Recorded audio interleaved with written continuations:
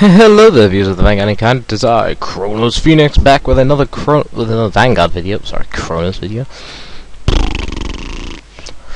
Anyway, right. Just a few things before I start this video. I know you've probably been waiting, and a very, very, very long time for this. But basically, what I should probably do today is I was clearing up most of the stuff and dealing with, the fact that I'm now in sixth form now, so I've got a lot of work on my hands, which means that Saturday videos will come a bit less frequently. So you'll probably see me on less often, but hopefully you'll still also get a weekly video in. It'll probably be either me or Dragon or Connor, as we know him as. So you'll probably may end up seeing us to me. Obviously, I'll try my best to be on every Saturday or Sunday or Monday, which is usually the space in where I upload my videos. Not really a specific day anymore now, is it? But anyway, we're on cue. We're on schedule for today, which is Saturday, which means I'll be able to actually do things. Second thing to note, now that the new Rift is up, I'll probably be doing team builder videos with either me joining a random team in Tilburg, or I'll be with my bros, my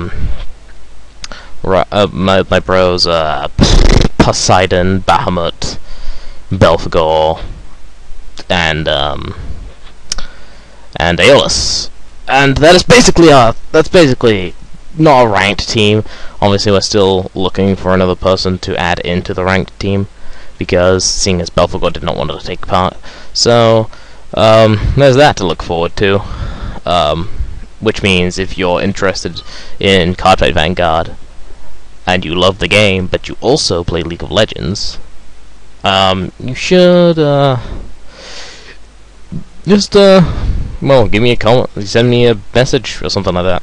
I'll be listing my my Skype username details below in this video's description, so you shouldn't miss it, and you'll be able to add me, so you fans can actually be in contact with me and message me, and also nag me about new videos and give me ideas. That way you can have immediate access to me, and you'll be able to actively say and remind me about stuff, because I know that the fans that do watch this will probably do like my videos and probably want to be involved and want to influence that. It makes it easier on you, and it makes more fun for you, and it also makes it easier on me, so that I actually know when to do things. Obviously, if you have an idea for stuff, which means this can be an idea for Battle Spirits or Yu-Gi-Oh, which I'll upload to those respective channels, or even League of Legends, right? You can just tell me, and I'll happily know that down in a little notepad. I'll probably have a different folder, and I'll have a notepad for each individual person. Obviously, if there's too many people, I'll have to just clump them all together, and it'll probably be first come, first serve, depending on if I agree with the idea or not. But now that that's basically the only message for that. Also, if you notice that there's been a lot of rare number of other members of the team on, it's generally because, funnily enough, most of them are having issues. I think Bahamut's asleep right now. Griffin, Griffin's got family issues, and her brother's hogging her internet. Belphegor's currently lost his internet. Connor is not on around this time, so I'm making this recording really early. Still trying to get a certain new member to come on a video, but she's a bit shy. So that's Cthulhu. That's a new member that you'll eventually be able to meet. Aeolus he comes and goes. And Thanatos isn't around in a while. I don't know when he gets on, but hopefully I should be able to nab a few of them, and we can actually get a group video going for next week. So that's cool. Anything else to note?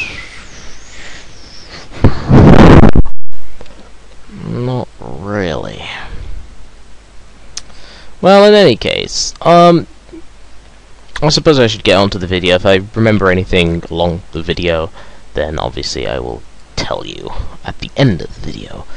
But anyway, so this is a deck profile based on the Coil deck I was using. The Coil deck I was using against Team Cat Circus Cat Scaps. So obviously you probably like decks that just well, Coil's not exactly the best kind of card, and probably people do like unorthodox decks every so often. So anyway, this is going to be my deck profile. We'll start now. The starter I use is Spring Breeze Messenger.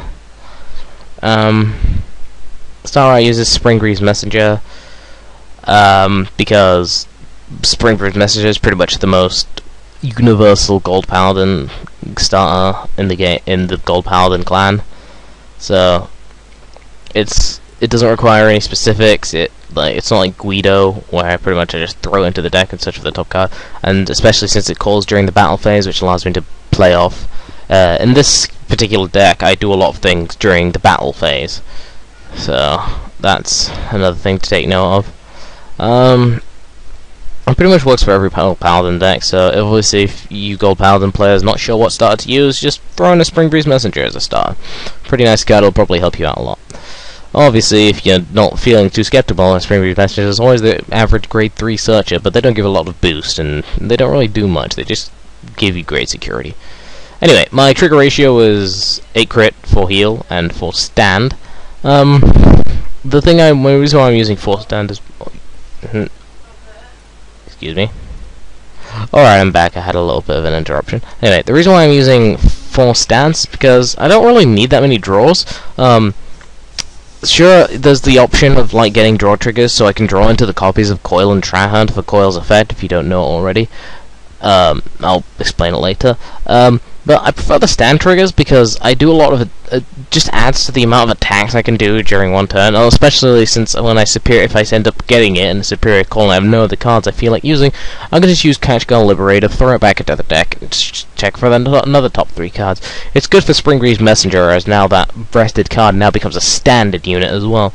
So that's obviously something I like about it, especially since I can it just lets me fill open my rearguard circles, and I kind of like getting off things despite the fact that I can often get grade 3s out or really cool grade 2s out before I've even drawn them or anything like that. I don't know, Catch Gun Liberator is just a nice Liberator card. And it's pretty good in any Gold Paladin deck as well, despite the fact that it is a Liberator. It's probably one of the best Gold Paladin stand triggers. Moving quite along to my grade 1s, I have quite a lot of them here. Alright, we'll start from the main ones. I use Mayrain Liberator Bruno, which is pretty nice, to be honest, since I do some superior calling during the main phase. So Bruno having a small power boost really helps with that. And I think before this I was using Marin, and it was just giving slight power boosts. So it really helps that I got Bruno now, and since Marin I want boosters and not attackers, I can just go into my attackers with my grade 2s. I'm using 2 Perfect Guard and 2 Quintet Wall. Normally the standard is 3 Perfect Guard, 1 Quintet Wall, but in the Legion deck I feel like getting those cards into the drop zone is really important, so I use 2 Quintet Walls rather than 1. And it just gives me my Legion effects off faster, especially if any triggers are in there. I can just shuffle them back, and if there aren't any triggers in there, then well, I've pretty much just sifted through them, and I can get back the cards I actually need and remove the cards I don't actually need in this situation. I use 2 Physical Force Liberator Zorans.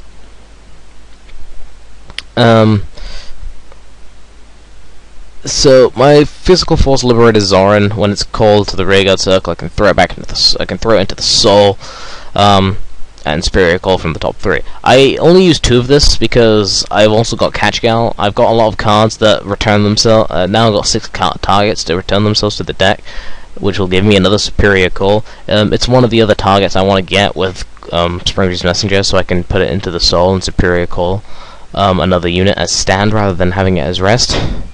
which is also nice, so I can get my extra attacks off. Throwblade Knight Maligant, I only use one because I only ever really need one. I won't probably be eating up that many counterblasts, but this deck does require more counterblasts than 5. It's nice to have more counterblasts, and I don't like using up my counterblast that much. So that's another thing I like to use. Now for one of my ace cards in the deck, Pleasing Liberator Lud. Its effect is Counterblast 1, put this unit to the soul. When an attack hits a Vanguard during the battle that this unit boosted, you may pay the cost. If you do, look at 3 cards. Look at 3 cards from the top of your deck. Search for up to 1 card and call it to open rearguard circle and put the rest on the bottom of your deck in any order. The reason why I like this, I like having this card thrown behind the Vanguard during the early stages, so I can happily get a superior call and probably an extra free attack. Sometimes placing it in a rearguard when I'm under a rearguard when I'm great makes my whoa. Yeah, shush. I just like having this around because even if I grade 2 rush and I manage to hit with at least one of my things, because if you got all of it, you're going to be a severe hand disadvantage, and also Pleasing Liberator Lud's going to hit you late game anyway. If I manage to get this thing's effect off during the grade 2 rush, I get extra attacks, so pretty much my grade 2 rushing is very good in this deck. I like the early game that this deck has. It's nice, as long as I have the Counterblast to supplement for it. Now onto the grade 2s. I have 2 Durates, purely because I didn't know what other cards to put in. I felt like 4 Trahans and 4 Algavales was pushing it, and it didn't have that much power output, since all the Trahans would probably be focused. Would probably be really focused on something else. Pretty much with Durain, I can actually concentrate quite a lot of power onto that one column, as well as having one as Trahan, which gives me more power, which I can place back on Durain. Also, my other cards like Belly or Aglavale, which normally are base 9Ks anyway, have no way of gaining power. I use 3 Trahans and 3 Aglavales because they are the mates that I need in this deck, and because they're the mates that I need in this deck, I need quite a lot of them so I can actually search them out and I don't lose them all to the goddamn damage zone. Damn you, damage zone. Why do you hate me? Yeah, I've lost lates to the damage zone before. Oh my god, it's horrible. Anyway, I used Trahan's nice. It's the mate of Coil, and which means I obviously need it. And being getting superior cold is actually really nice. It gives 2 of my units power plus 3,000, which increases the pressure on my columns. Especially once you notice the next card that I'm gonna show you, the Invitation Liberator Belly. I like this. This is another key card of the deck because if it hits your opponent's Vanguard, it counterblast 1, move to the soul, check the top 3 cards, and superior call it.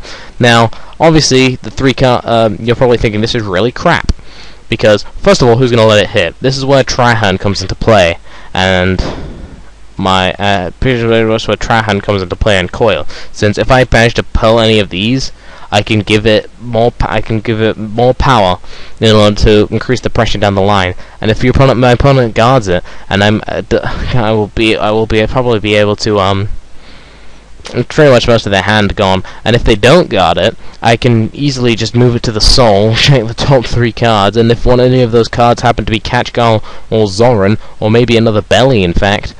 Or an Aglavale or an Aglavale, so I can go into another Belly. I have many ways of searching out Belly again, or at least calling another Trahan, so I can place another 3,000 boosts and get another high-powered call if I don't get my Belly to increase the pressure. Liberator of Oath Aglavale.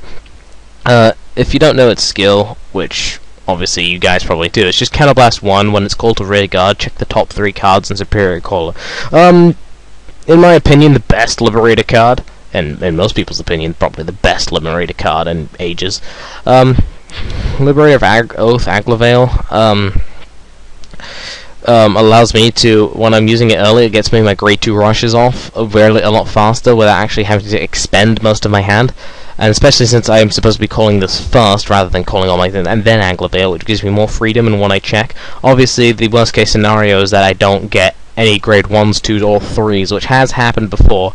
Or if I get a Catchgal or a Zoran, I can easily search out my other grade 1s, 2s, or 3s, which allows my grade 2 rusher to be quite deadly and quite accurate for this deck.